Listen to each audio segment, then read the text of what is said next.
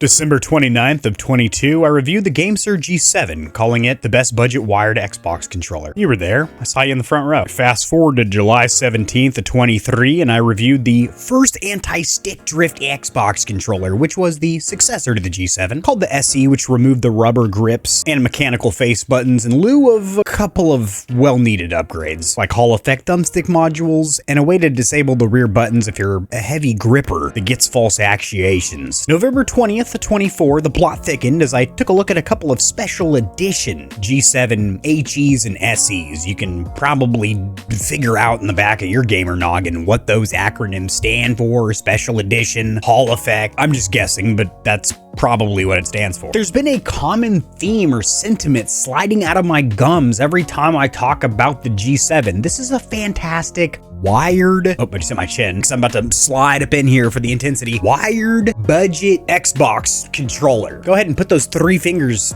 down because you don't need them anymore unless you're going to shove them somewhere useful. This controller is more expensive than its previous versions, but every shekel is well worth it. This new version has no more pity parts or components where you feel like the manufacturer skimped out on, like, oh, a pretty subpar Dpad, or oh, these bumpers aren't going to be bumping anybody off. No, the whole package here makes you want to grab the controller by the package. Let's get into it.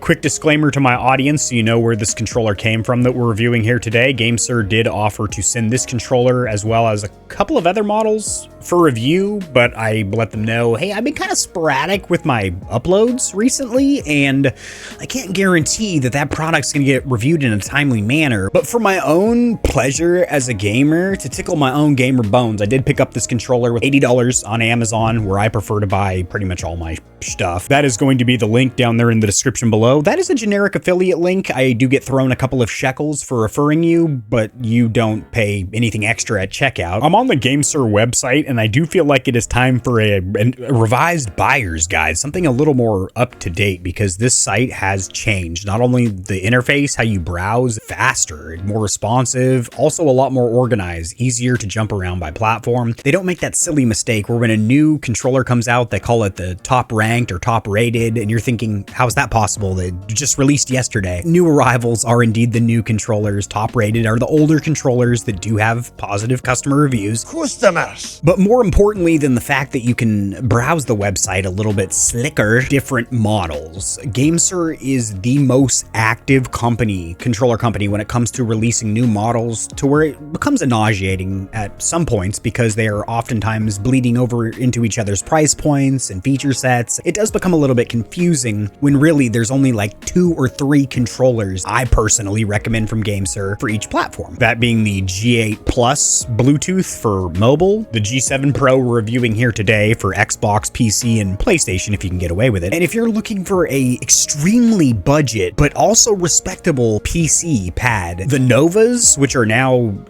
discontinued, or at least I can't see them on here, as well as the T7 are viable options for you. The T7 doesn't have any rear buttons, so my core audience isn't gonna respect it. Get the fuck out of our faces. The Cyclone over here does. That's also been reviewed, of course. Keep in mind that some of these controllers can go outside their design platform with the use of converters or adapters. But looking at the key notable tech specs, the features of the controller we're reviewing here today, it is an $80 controller for Xbox and PC, but keep in mind it does have Bluetooth, so you can use that to connect to damn near anything. Pager, baked potato, PlayStation converter, tablet, 3 different colors? Yeah, they have it. This one's pretty cool looking if you don't mind spending a couple of extra bones. This gradient thing they got going on here with the black to red, that's hot fire as well. I got the mock white, keeping it basic, keeping it missionary, because it gets the job done. But expanding this description drop down, that's when our tits are going to get blasted back with the features. The 3 modes of connectivity, wired, Bluetooth, 2.4 gigahertz dongle. We are going to be testing the speeds of these,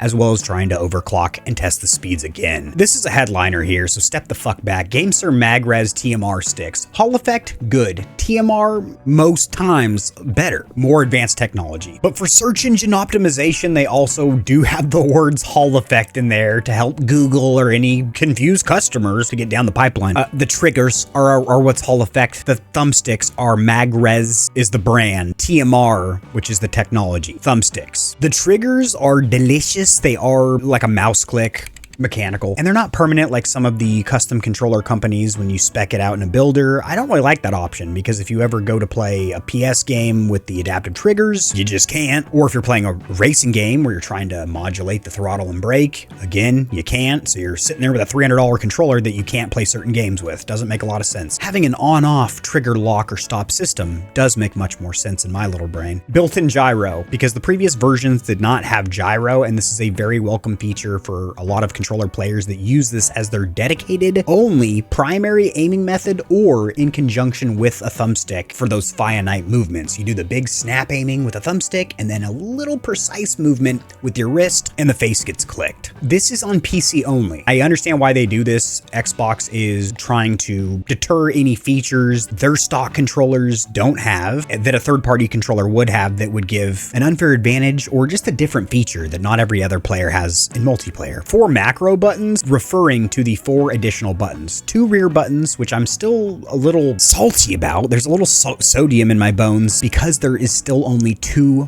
buttons on her tuchus when there should be 4 on the rump. We know this, but there are 2 additional bumpers, kind of like what you see from Razer. 1000 Hertz polling rate on PC in both wired and 2.4 gigahertz dongle.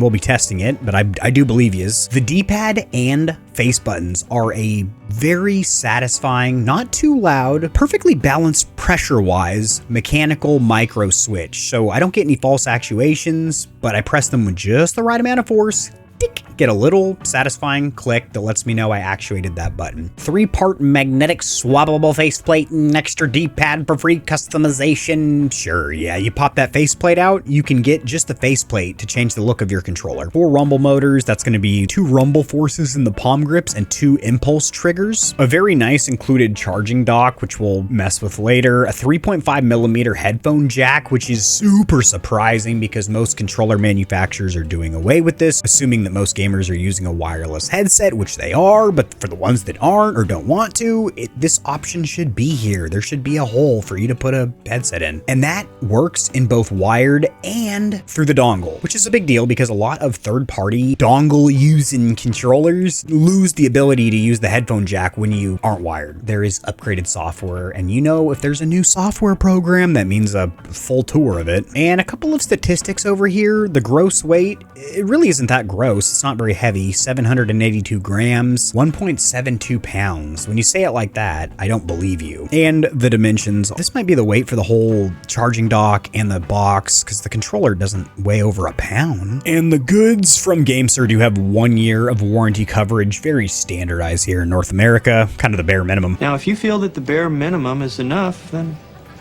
okay. Packaging and included accessories is relatively basic, no laser cut foam or anything unnecessary like that. You paper stamp out holding your controller in place. You are going to get quite a few included accessories, including a charging cradle, that's right, and an $80 controller. A removable, but in my opinion, quite useful USB-C guide so you don't pull your cable out sideways and ruin your controller. 2 additional D-pad options, which to get those on, you are going to remove the magnetized faceplate. A 2.4 gigahertz dongle in the middle, don't forget about that and throw it out on accident. A 10-foot braided USB-C cable with a Velcro tie back and some GameSir branding on the USB A and C side, no dust covers, and a slew of documentation. As for battery life, on board is a 1200 milliamp hour battery, which gives you a manufacturer rated 10 hours of typical gameplay, what they call. In practice, you're going to get 7 to 8 hours. That is with no gyro, no vibration. This could vary from unit to unit, but that's about what I'm experiencing, 7 to 8 hours. There is not what I would consider fast charging, as the dock does take 2 to 3 hours to charge. As for the cosmetics, there are 3 colorways. I did go with the most basic, this white with gray grips. I think it looks fantastic. You do have a silver metallic D-pad, which is pretty clear that it's just painted plastic. It's not metal magnetized joint that comes with the Elite Series 2, but this is a very handsome controller in the white that I've selected, and I'm sure it looks even better in those other 2 colors. As for the comfort, this is important. You're going to be holding the controller probably for more than a couple of minutes. How's it feel in your hand. Pretty gosh darn good. I have what I would consider medium, average sized North American hands. I guess that's not a real thing, but I'm 5'11", 180 pounds. These are what my fingers look like. I got some calluses here. This is a very comfortable controller, and that comes down to a couple of factors. These rubber grips strike a good balance between being comfortable, soft, and supple, but also not so squishy and absorbent of every impact and fingernail press that they're gonna break apart, get damaged, get sticky and stinky on you real quick. So I do predict that these are gonna be good for long-term durability, and they also make the controller more comfortable to hold on to than just some stippled plastic. Ergonomically, the dimensions are similar to an Xbox One controller, but the palm grips are cocked out at a little bit of an angle. This is so slight though that I don't think anybody would notice it coming from a standard Xbox One controller. The two rear buttons are flush, which is great. You don't have to worry about some big hump, some big bulbous bump pressing into your fingers. It just feels like you're holding a normal controller, and with the lockout switches, you won't accidentally hit those. I'm giving comfort a 10 out of 10, an actual literal perfect score, as this controller is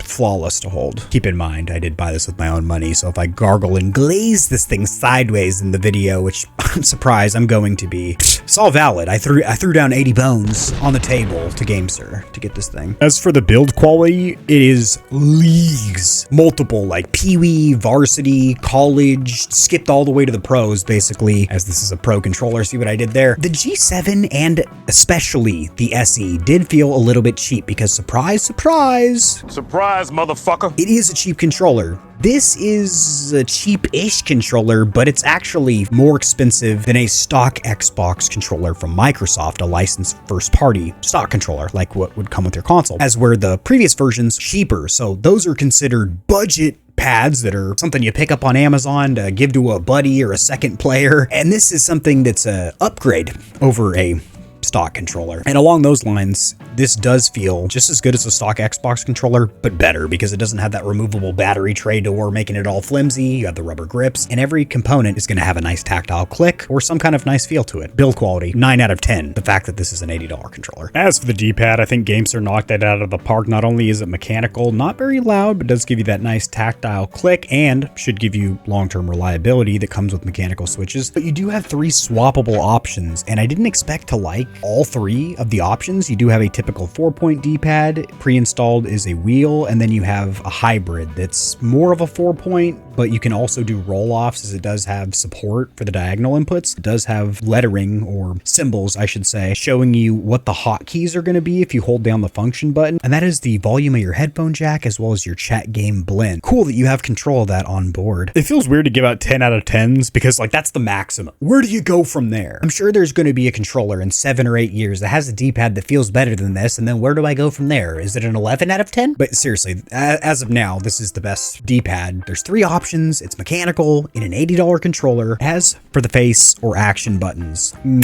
muy caliente. They require a good amount of strength where you're not going to get false actuations. In fact, I would say they're more on the heavy side, which I prefer. And cosmetically, they do look good. Instead of going with that multicolor lettering, which I know is reminiscent of the Xbox lineage, but also looks kind of fucking not cool cosmetically. This is white with gray lettering, and there is some very tight tolerances here where there is no gaps between the buttons and the faceplate. Yes, you can still wiggle them side to side a little bit. That happens on every controller. These feel like they are socketed in that faceplate perfectly. Like the holes for the face buttons are drilled just large enough in diameter for them to peek through the faceplate, which is also surprising considering these are magnetized and swappable. You're bending us over a barrel here with features, GameSir. The accessory button suite is also pretty sweet because they are tactile and clicky. These could be membrane or they could be mechanical. It's giving me hybrid vibes here. A teardown or disassembly would be necessary. They are the least satisfying button on the controller, hands down, and that's to be expected as they are the buttons that you are going to be interacting with the least, pretty much just when you need to pause the game or enter a menu. I am proud to report that the Xbox Jewel, the home button, despite being the generic joint joint that has been used on PDP and PowerA controllers for the last 15 years does feel very tactile and clicky to press and has a nice LED ring around it. Around backside, you will have lockout so you don't accidentally press the rear buttons when you're not using them, a toggle to switch between Bluetooth or the 2.4 dongle. Keep in mind you can always go tethered or wired by plugging that sucker in. And then you have the 2 trigger lock or stop levers. On the bottom, you will have a mute for the 3.5mm jack. Mic mute. Doesn't mute your sounds, what you're hearing, it mutes your voice. And then you do have a pairing button, which you will hold down to put the controller into a discoverable mode. And there is a share button, which is cool for firing off those quick screenshots and clips. As for the thumbsticks, we are going to test them in GPT, but I do just want to give you my initial thoughts on them, feeling them. Thumbstick caps, I'm going to go ahead and give those a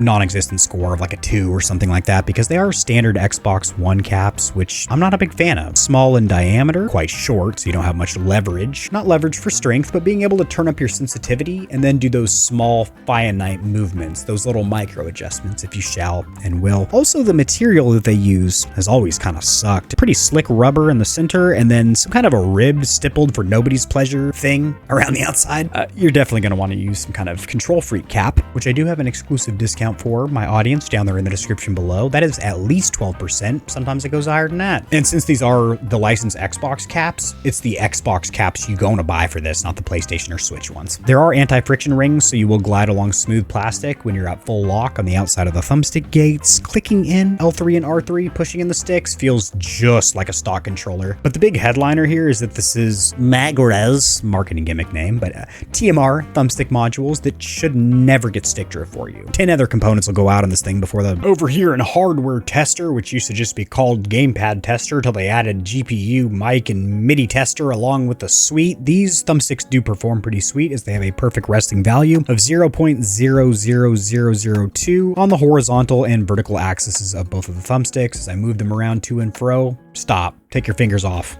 They're not wandering the yard. They snap back very taut, very precise. Also, as soon as I provide input, these are freakishly responsive. Not only do you have the TMR thumbstick modules, but in conjunction with the 1000 Hertz polling rate, a lot of your thumbstick movement is going to be communicated to the PC very quickly. Let's go ahead and run a circularity test, rotating the left thumbstick in a circle. Lower number better here, like golf, unless they are the radial or square thumbstick modules, in which case you're going to see something in the 16% range. But as long as everything's even, kind of looks like the umbrella logo from Resident Evil, then you should be a-okay. Since these are the typical circular modules, this is what we like to see before you get stick drift. There is no touchpad, which would have been kind of a cool little additional feature to have, considering PlayStation is porting a lot of their exclusive IPs to PC, but you do have gyro, which is a very welcome feature, and that is only on the PC side of the house. As for the bumpers, this is kind of the Achilles heel, or just the cheapest component on the controller, in my personal opinion. You can actuate it with either the meat or the tip of your finger, which I like. It doesn't take a crazy amount of strength. And there is a little stippled pattern on the top, which does provide a little bit of grip. However, these are not mechanical, and they just feel like a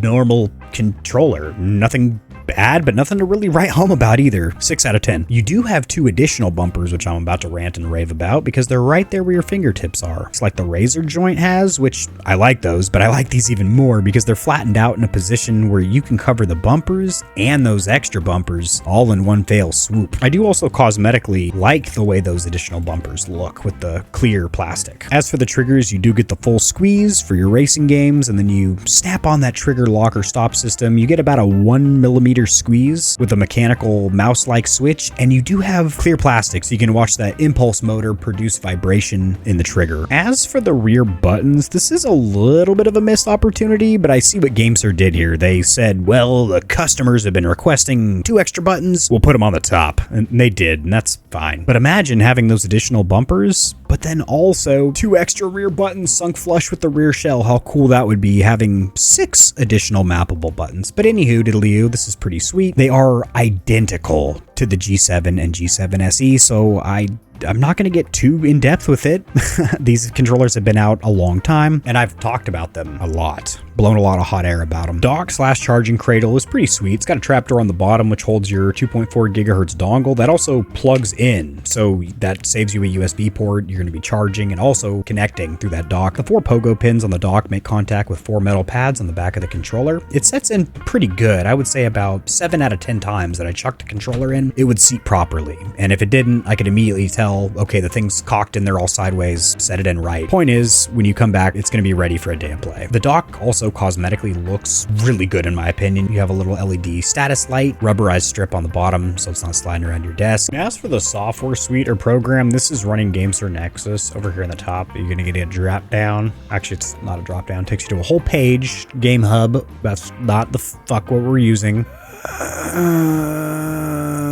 The GameSir app is going to be your mobile phone stuff for your iPhones, Androids, and for your GameSir phones. The T4 DJ Khaled over here, we have done a tour of. The Tarantula I have done a tour and complained about, and the Nexus is what controls most GameSir controllers and is the best software program that they do offer. Give me a second to collect my wits, my bits, and my thoughts. The GameSir Nexus app has gone through a substantial facelift or overhaul. Not only cosmetically does it look a whole hell of a lot better to browse, but these can all be undocked and moved. Hello? What the fuck? That's so sick, actually. This is a damn near perfect PC program. I don't understand the low ratings over here. Maybe it's because it's installed like an application through the Microsoft Store. That would piss off anybody, but the app itself can snap to the side, full size. You can pinch and resize. It is prompting me immediately to do that initial upware that shit, update that software. This is the dashboard, and if you click on each one of these summaries, it will take you to the full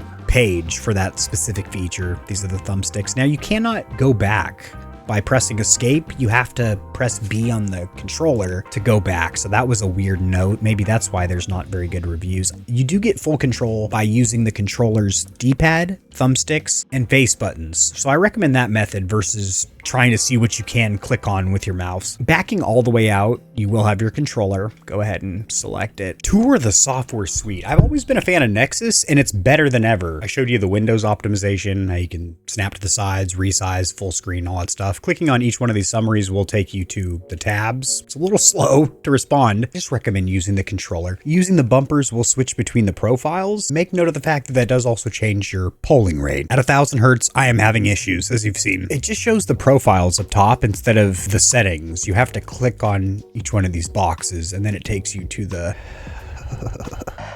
You do have 4 separate sliders for the 4 vibration motors, and this is a neat feature. Toggle the slider on and then use the trigger.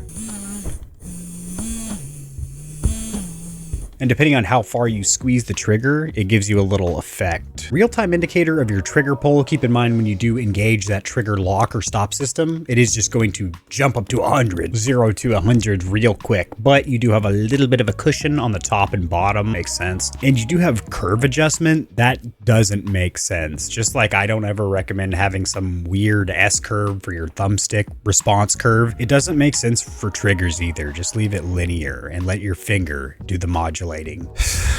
Hair trigger mode, you can engage and disengage this on the fly by holding down M, and I forget the other button because I never use it. I prefer a physical trigger lock system, which this has, but it has a software one as well. I never use it. I think it's dumb personally, but it has it. This is a very useful tab. This is for you gyroers. There's a ton of control in here, including curve adjustments.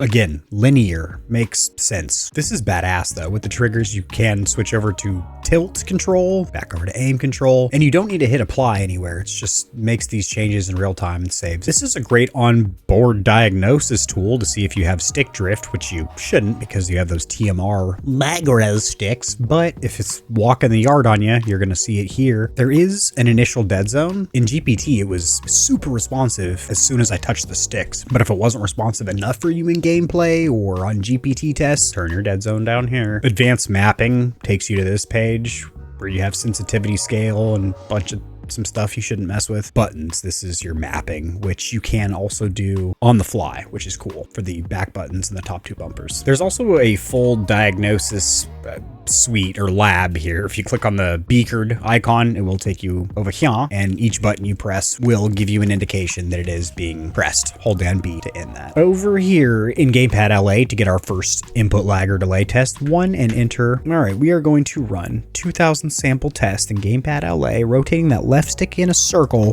Do not stop once you start.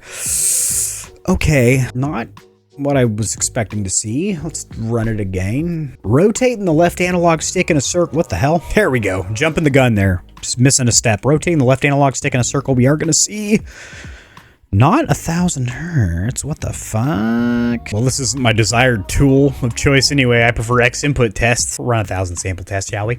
We are in X input mode. Okay. Oh boy. Same exact result as we were getting in Gamepad LA. Around 2 milliseconds of input lag or delay as opposed to the 1 that the manufacturer is claiming. But I'm sure it's some kind of operator error. I'm going to tinker with the modes. Try and get it right. Pretty unfortunate results. I switched between the 2.4 gigahertz mode and Bluetooth with the toggle or slider on the back, and I'm still getting the same results. An average of 2, low of around 0.6, high of 2. Jitter, kind of high as well. Consistency, it's okay. Let's try going wireless with the dongle. We might get better results that way. Same results going wireless with the 2.4 gigahertz dongle. It seems to be giving the identical results here. Well, that was a little worse because I had 2 outliers where I got a little sloppy toppy on the rotation here. Let's run another one. A little bit less consistent wirelessly as I've run multiple tests back to back, and I always get 1 to 3 outliers, 1 being the lowest I was able to get, and it does have a bigger spread between the minimum and maximum. That's unfortunate. Now, 2 milliseconds of input lag or delay is not terrible by any means, but when the manufacturer is claiming 1000 wired and wireless, this isn't bad. Now, this could be operator error.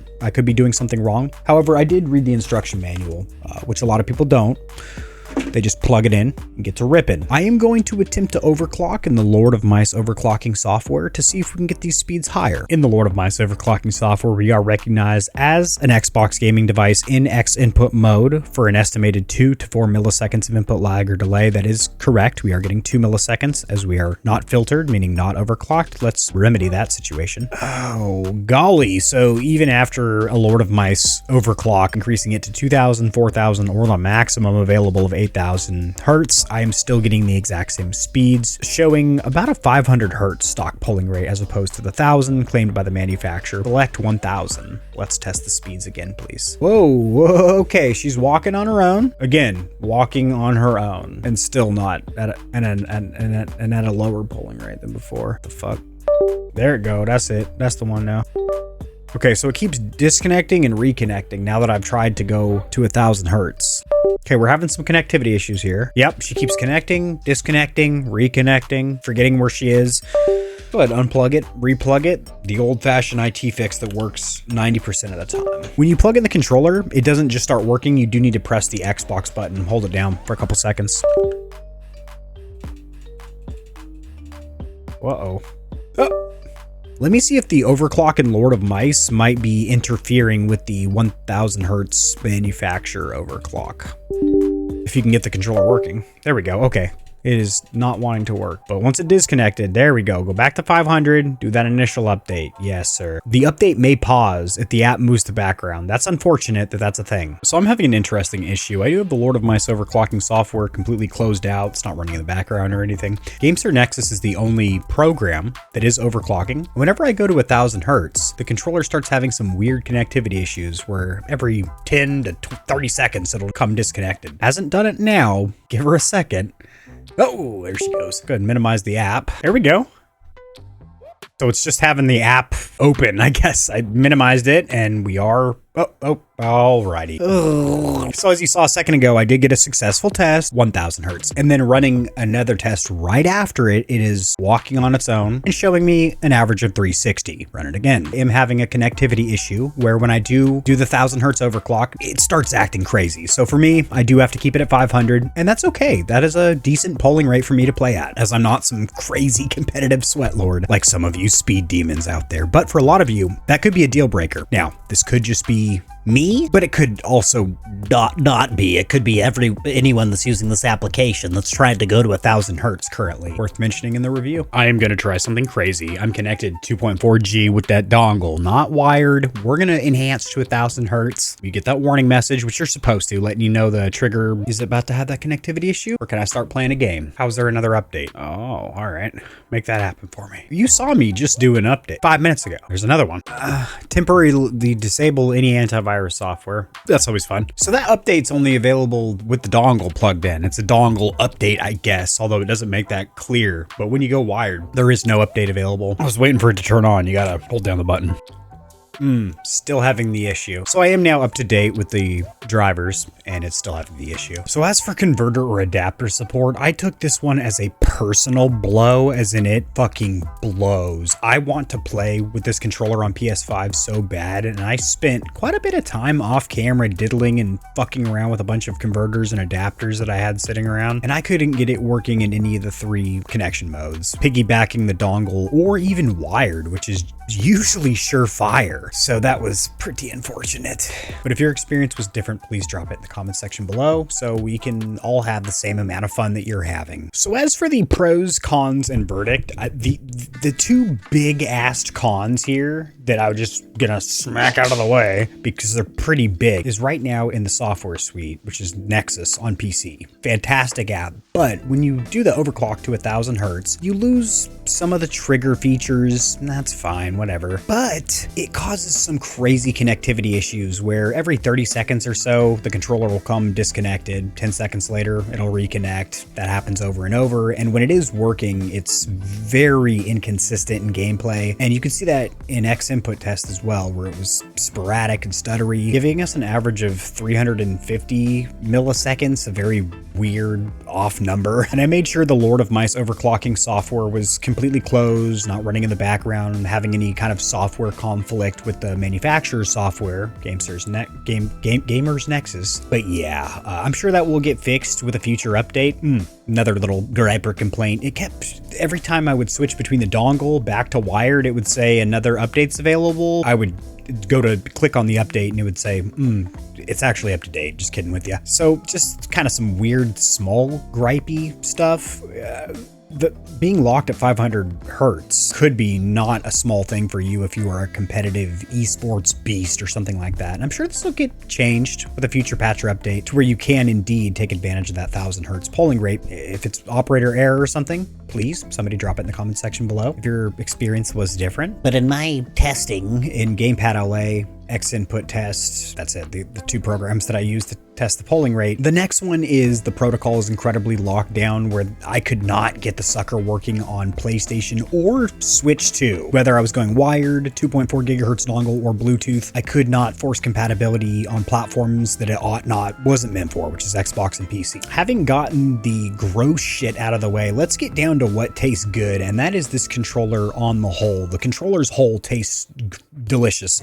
Cosmetically good looking. For $80, you have a lot of bang for buck here. This feels like a very premium controller. Every part, every component is either mechanical or rubber coated. It feels good in hand. It does the job that the G7 and G7 SE have been doing for years, wirelessly, and combining the features of the G7 and SE, where before you had to pick and choose, do I want the clicky buttons and rubber grips, or do I want Hall effect sticks? Now you're getting TMR sticks and everything mentioned before. So as of now, this is absolutely a recommend at $80. There is no fast charging. It takes 2 to 3 hours on the dock, and you're getting about 8 to 10 hours of gameplay. 10 is what the manufacturer says. 8's probably what you're going to get. If you got the rumble on, not using gyro. If you're using gyro, it's probably even less. So that's, the battery life is a con, but the value is simply there. Bang for buck. So I'm going to say a GameSir, a yes sir to the G7 Pro. Drop in the comment section below what you think of this controller. Did you buy it when it came out? You were thinking, I'm not going to wait for Gamer Heaven to get a review out. That guy's been sporadic as hell with the uploads recently. I don't blame you. Or have you been on the fence? Did this review just push your ass over the fence to one side or the other? Broke your arm